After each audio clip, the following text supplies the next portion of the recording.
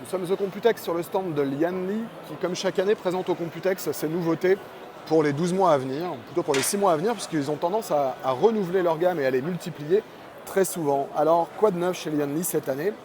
La première nouveauté, c'est ce DK04X. Pour ceux qui lisent Clubic, vous vous souvenez certainement de ce concept de PC bureau. En fait, on a une surface en verre à l'intérieur de laquelle on a une configuration complète qui vient se loger. Donc avec tout, carte mère, alimentation, cooling, emplacement pour disque dur, etc. On a la possibilité de mettre beaucoup de choses. Et donc l'intérêt, c'est voilà, qu'on a sa configuration sous les yeux. Et en fait, on a à l'avant un tiroir qui nous permet de la sortir et de la manipuler. Et on a aussi, comme vous voyez au bout, les entrées-sorties, là par exemple, avec des ports USB 3 et des contrôles Rhéobus ou volume.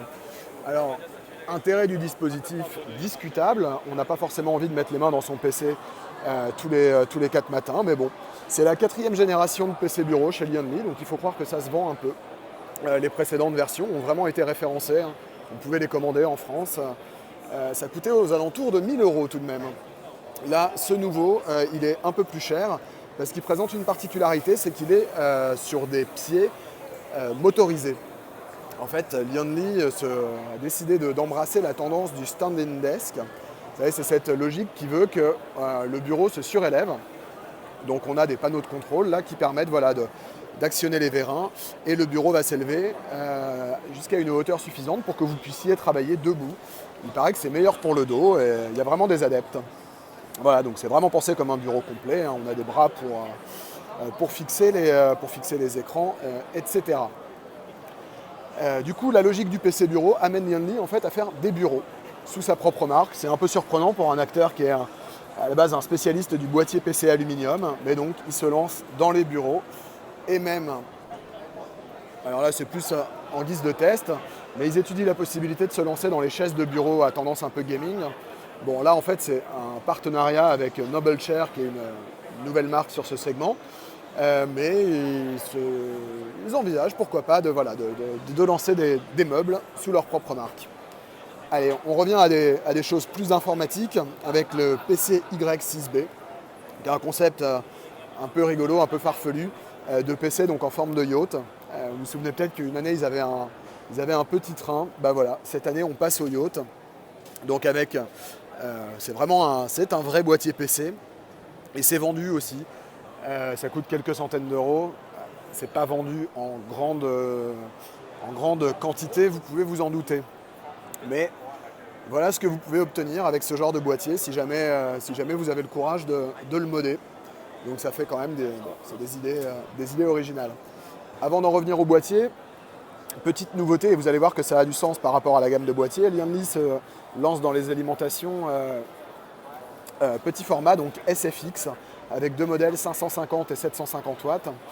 Et du coup, ils ont décidé en fait de centrer leur nouveauté boîtier de cette année sur des formats à 2 chambres qui tirent parti d'une alimentation SFX. Regardez là, on a un exemple ici. Quand je dis 2 chambres, c'est-à-dire que sur la partie droite du boîtier, on a la carte mère et la plupart des composants. Et sur la partie gauche du boîtier, il y a vraiment une séparation à l'intérieur. On va avoir le stockage en fait avec des fixations pour les disques durs et l'alimentation en partie basse. L'intérêt d'avoir ces 2 chambres, c'est qu'on peut gérer des flux d'air séparément et c'est beaucoup plus facile de gérer le cable management, enfin de gérer les câbles plutôt, puisqu'en fait on peut les faire circuler dans la paroi intermédiaire. Alors cette logique du PC à 2 chambres, elle s'incarne au travers de quelques nouveaux modèles que je vais vous présenter de ce côté du stand. Le premier, c'est celui-ci, c'est le PC10, qui est une évolution en fait du PC9 que vous voyez là. Et bien que le chiffre incrémente, c'est un boîtier un peu plus petit puisqu'on passe sur un format carte mère au format ATX. Et donc on retrouve bien ce concept de double chambre.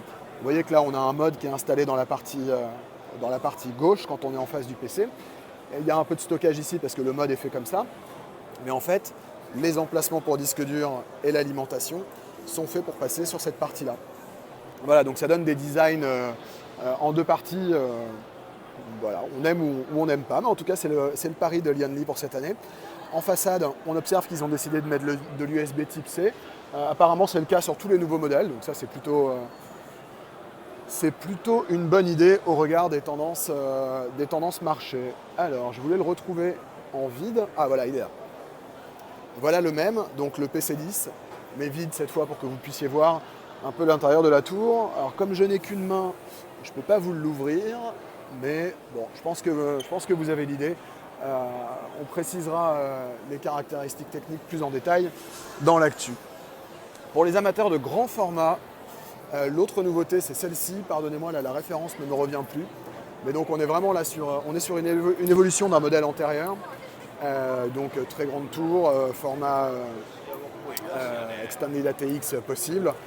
On a la possibilité de rentrer en fait deux radiateurs de 480 mm en haut et en façade pour le water cooling. Et on a, je crois, jusqu'à 12 emplacements pour disque dur, en répartis entre 3,5 et 2,5 pouces dans la partie basse.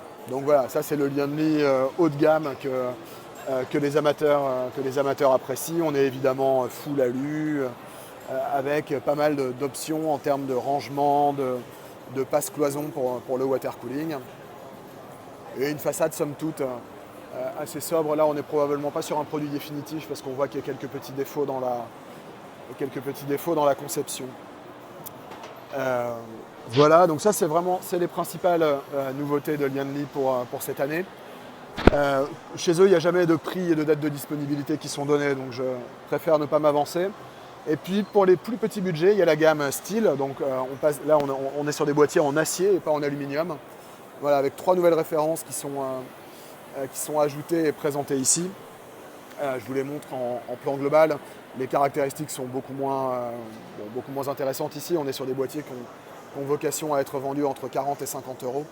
Mais voilà, donc on aura le PC K6X décliné en SX et on aura un PC K5WX. Okay. Voilà pour ce petit tour d'horizon des nouveautés Lianli au Computex 2016.